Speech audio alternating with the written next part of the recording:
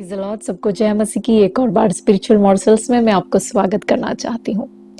BC 597 में Nebuchadnezzar राजा अपने बाबिलोन सैनिकों के साथ यहूदा के राजा यहोयाकीन के ऊपर आक्रमण करता है। वो यरूशलेम के खिलाफ आक्रमण करता है, वहां के लोगों को और उनके राजा यहोयाकीन को वो कैदी कर कर ले जाता है। और यहोयाकीन का जो अंकल है जदकिया, उसको वहां पे यरूशलेम के ऊपर राजा ठहराकर वो चला जाता है।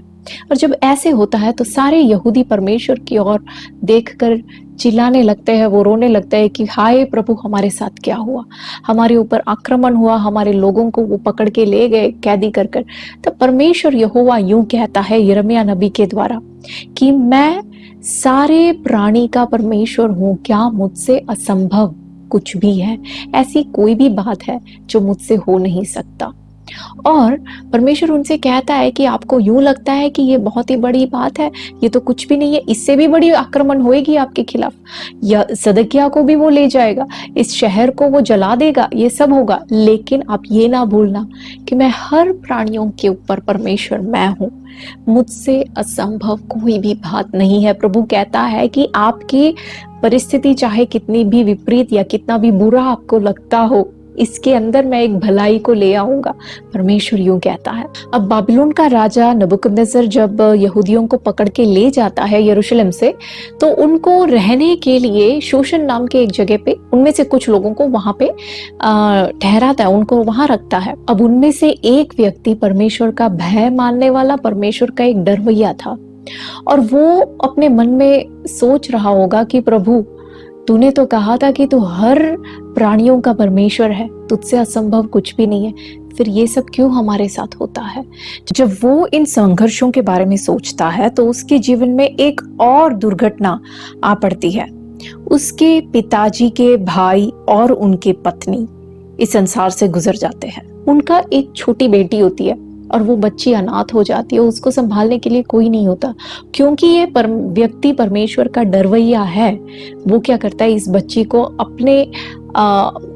अपने बच्चे के समान वो अडॉप्ट करता है और उसको पालन पोषण करने लगता है। कुछ समय बाद नेबुकदनेस्सर राजा की मृत्यु होती है और वहां पे कुछ और देश के लोग, मीडिया पर्शिया लोग वहां पे उनके ऊपर राज करने लगते हैं।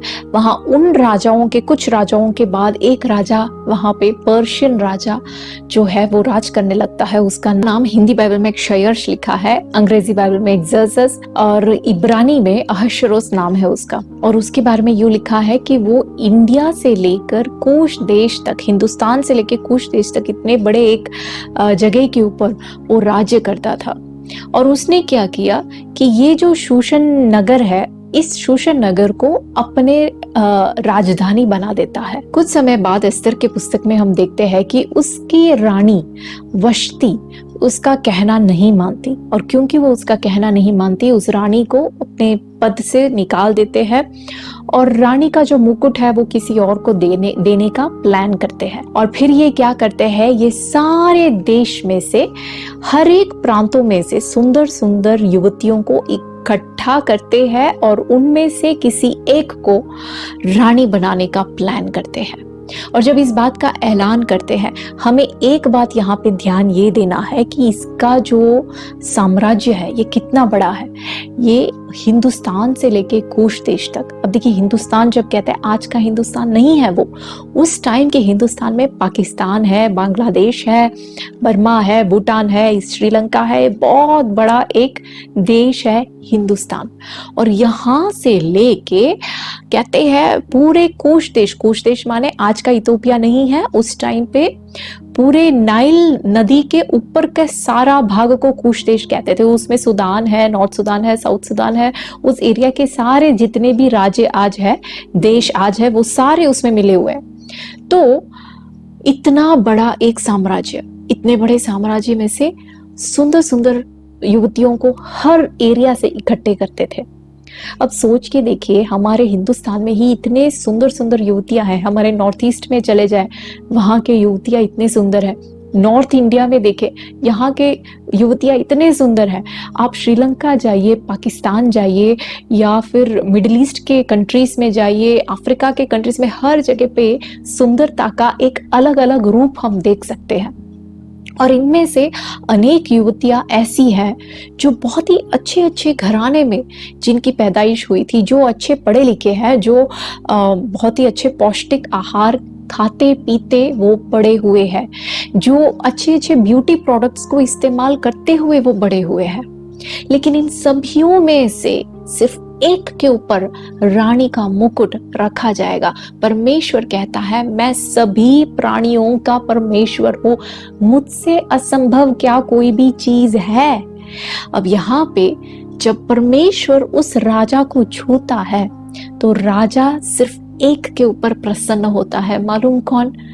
वो युवती जो एक अनाथ है, वो युवती जो एक बहुत ही मामूली घर में पैदा हुई है, जिसके ना पिता है ना माता है, एक भाई, एक कजिन ब्रदर के साथ वो बड़ी होती है। उसको ब्यूटी प्रोडक्ट्स के बारे में समझाने वाला उसकी ना माँ है ना बहनें हैं, कोई नहीं है। उसको पौष्टिक आहार खिलाने के लिए कोई नहीं है, क्योंकि वो खुद एक गुलाम है।